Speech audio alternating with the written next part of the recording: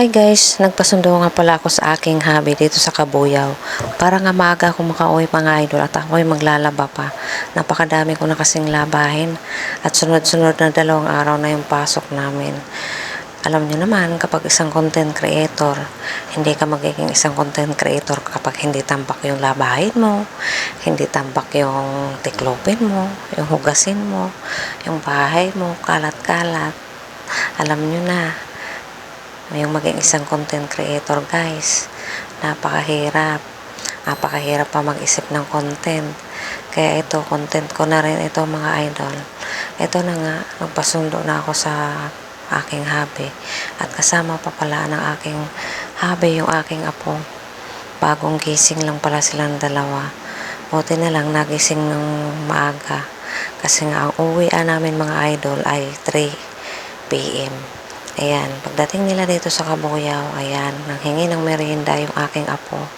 Paborito rin kasi nitong aking apo yung kwek-kwek. At dito rin pala mga idol ang sakayan namin papasok sa amin. At dito pala mga idol, sa gilid ng Save More ay maraming nagtitindang mga street food. Katulad ng kwek-kwek, ayan, mais, barbecue, fishball, mani, sari-sari mga idol. Papauwi na nga sana kami mga idol sa amin. Ayan, bigla akong hinila ng aking apo. Papasok kami sa loob ng Save More. Naku, iniisip ko kung ano yung bibilhin nito. Alam ko na. Ayan. At dinala niya ako dito sa 2nd floor. Napakagaling pa umakyat. Sumakay sa escalator. Talo pa si Mamila. Uy. Dito na nga kami sa 2nd floor mga idol. Nagpaikot-ikot kami dito at naghahanap nga ng toys. Ayan, dito pa naman mga idol, ang toys dito sa Save More, alam nyo na, ang mamahal. Kaya buti na nga lang, hindi namin nakita. Kasi nga yung mga toys dito nakataas. Ayan. Kaya kung nakita namin, naku, matinding iyakan yan. Alam niyo naman, si Mamila hindi naman mayaman. Apo ko. Yan, shoutout sa'yo, apo. Yung apo ko na yan, mga idol, ay marunong na rin mag-vlog. Yan, mayroon kasi yan sariling cellphone. Kapag, nagbibidyo-video, rin, ba-vlog na. Natuto na sa akin. Palagi ko kasi kasama yan, mga idol din. Ayan.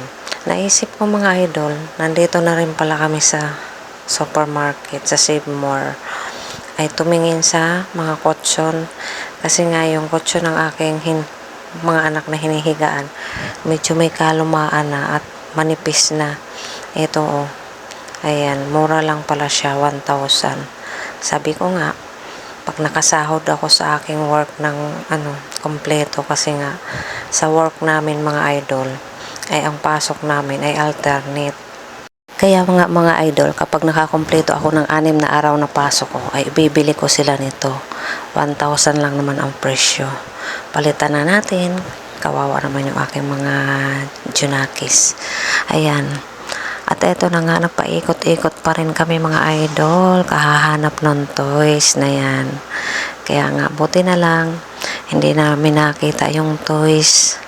Saka ikot-ikot namin kung saan-saan. Nakarating kami sa appliances, sa mga TV, at nakatingin na sa amin yung dicer. Kasi nga ginawa na namin pasyalan ito. At dito natagalan siya mga idol, katititig. Kala niya siguro toys, kaya tinitigan niya ng husto. Ayan, bote ng baby. Ayan lamig na yan mga idol na aking apo. Ayan, at kagigising nga lang. Yan, kaya makikita nyo sa kanyang short. Ayan, nanginginig na yan sa lamig. At sobrang ang lamig dito sa Save More. Alam nyo naman, aircon.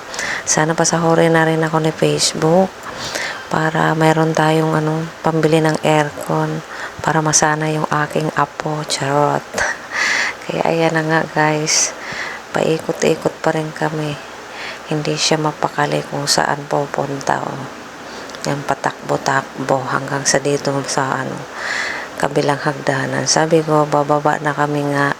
Ayaw niya dito bumaba. Gusto niya doon sa may escalator. Ayan, oh. Ayan, naikot na namin yan dyan, mga idol. Ayan. Kita nyo yan. Kaya mga idol, wag na wag kayong magsasama ng bato per market kapag kayo ay walang dalang pera. At nako, alam nyo na. Ayan, hindi mayaman si Mamila. Ayan, oh. Ito kasing apo ko, spoiled to sa aking hobby. Papa nga pala yung tawag nito sa aking hobby. Sa akin naman ay Mamila. Nahihilo na nga pala ako, mga idol, sa kaikot-ikot namin kasi nga galing ako sa init. Alam nyo naman kapag ganyang oras, uwian, 3:00. Napakatindi pa ng init. Kaya naman buti na lang nakakumbinsi ko yung aking apo na umuwi na kami. Bumaba na kami ng Save More kasi nga nahilo ako at masakit na rin yung aking ulo. At pag uwi namin sa bahay, mga idol, hindi na rin ako nakapaglaba. Maghapon na lang ako nakahiga. Kaya tinamad na rin ako. Kaya buti na lang yung aking hobby, siya na yung nagluluto, siya na rin yung namamalingke. Kaya mga idol, kung nagustuhan nyo itong aking video, pag-share na lamang po at paki-like na rin. And thank you for watching and God bless sa inyong lahat. Lagi po tayo mag-iingat kung saan man tayo magpunta.